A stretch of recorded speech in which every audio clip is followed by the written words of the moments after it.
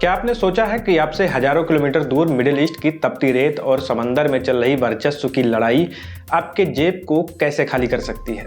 आज अप्रैल 2026 में दुनिया एक ऐसे मुहाने पर खड़ी है जहां एक छोटी सी चिंगारी पूरे ग्लोबल इकोनॉमी को जलाकर राख कर सकती है। अमेरिका के राष्ट्रपति डोनाल्ड ट्रंप ने एक ऐसा बयान दे दिया है जिसने पूरी दुनिया के शेयर बाजारों और तेल मंडियों में भूचाल ला दिया है।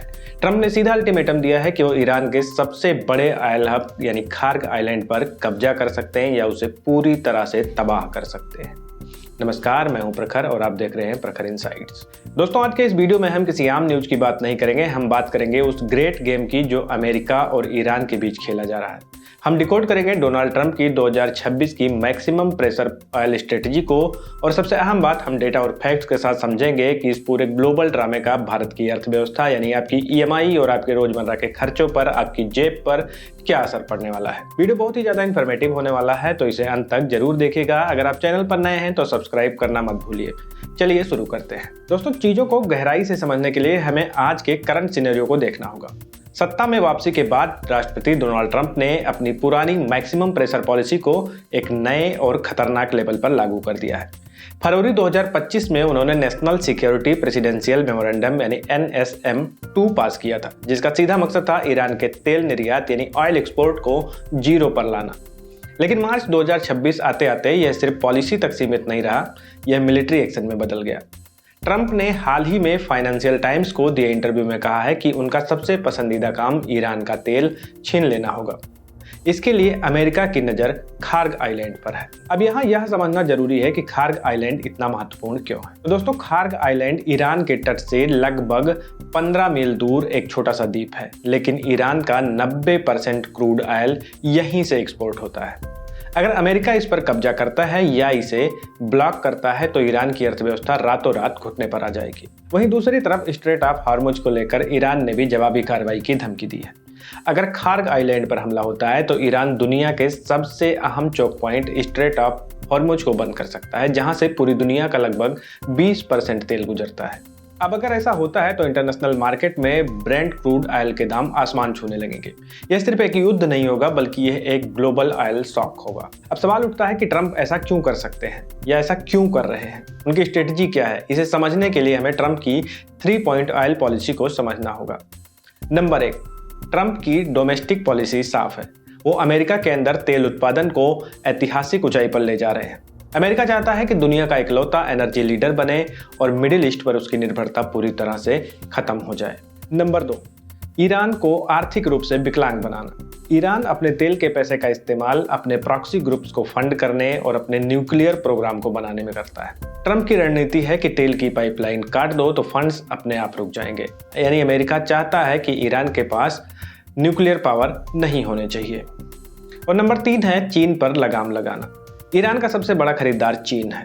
खार्ग आइलैंड से निकलने वाला ज्यादातर तेल सीधे चीनी रिफाइनरियों में जाता है। ईरान के तेल पर अटैक करके अमेरिका एक तीर से 2 निशाना लगा रहा है। ईरान को कमजोर करना और चीन की सस्ती एनर्जी सप्लाई को काटना, ये अमेरिका का मकसद है। अब आते हैं सबसे जरूरी सवाल पर, इस पूरी लड़ाई में हमारा भारत कहाँ खड़ा है और हम पर इसका क्या असर होगा। दोस्तों, सच्चाई ये है कि यह असर बहुत गहरा होने वाला है। आइए इसे पॉइंट दर पॉइंट समझते हैं। भारत अपने कच्चे तेल की जरूरत का 80% से ज्यादा हिस्सा इंपोर्ट करता है। हालांकि हाल के बरसों में हमने रूस से काफी तेल खरीदा है, लेकिन फिर भी मिडिल ईस्ट यानी इराक, सऊदी अरब, UAE हमारा प्रमुख सप्लायर है। अगर मिडिल ईस्ट में जंग भड़कती है और ब्रेंट क्रूड $100 या $120 प्रति बैरल के पार जाता है तो भारत का इंपोर्ट बिल अचानक से बढ़ जाएगा। अब आप सबको पता है कि तेल की कीमतें ना बढ़े, इसके लिए सरकार ने अपने एक्साइज ड्यूटी में कटौती की है।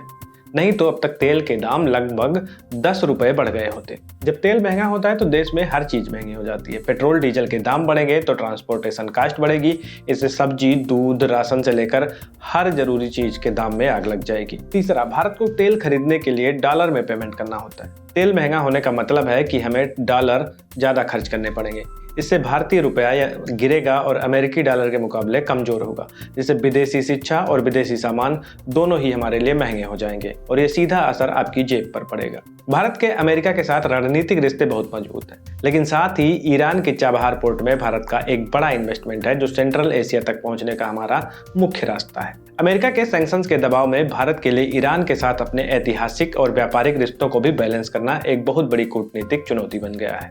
अब दोस्तों, भारत सरकार और आरबीआई इस स्थिति पर करीबी से नजर रखे हुए है। स्ट्रेटेजिक पेट्रोलियम रिजर्व का इस्तेमाल एक बैकअप हो सकता है, लेकिन लंबी लड़ाई की स्थिति में इसका असर भारतीय शेयर बाजार और इकोनॉमी पर साफ साफ दिखेगा। तो दोस्तों, इसका निष्कर्ष क्या निकलता है? 2026 में अमेरिका और ईरान का यह टकराव सिर्फ हथियारों का युद्ध नहीं है, यह एक इकोनॉमिक वार है जिसका सबसे बड़ा हथियार है कच्चा तेल। डोनाल्ड ट्रंप अपनी मैक्सिमम प्रेशर पॉलिसी से पीछे हटने वाले तो है नहीं, और ईरान अपने अस्तित्व की लड़ाई लड़ रहा है। खार्ग आइलैंड पर होने वाला कोई भी एक्शन ग्लोबल सप्लाई चेन की कमर तोड़ सकता है, और भारत जैसी तेजी से बढ़ती अर्थव्यवस्था को इस बाहरी झटके से बचाने के लिए अभी से कमर कसनी होगी। आपकी इस बारे में क्या राय है? क्या आपको लगता है अमेरिका सच में खार्ग आइलैंड पर कब्जा करेगा, और क्या भारत सरकार इस क्राइसिस को अच्छे से हैंडल कर पाएगी? अपने राय नीचे कमेंट सेक्शन में जरूर बताएं। अगर आपको यह वीडियो इन्फॉर्मेटिव लगा तो इसे लाइक करें और अपने दोस्तों के साथ शेयर करें, ताकि उन्हें भी इस ग्लोबल क्राइसिस की सही जानकारी मिल सके। और ऐसे ही शानदार जियोपॉलिटिकल और इकोनॉमिक एनालिसिस के लिए हमारे चैनल को सब्सक्राइब करके बेल आइकन दबाना ना भूलें। मिलते हैं अगले वीडियो में, तब तक के लिए जय हिंद,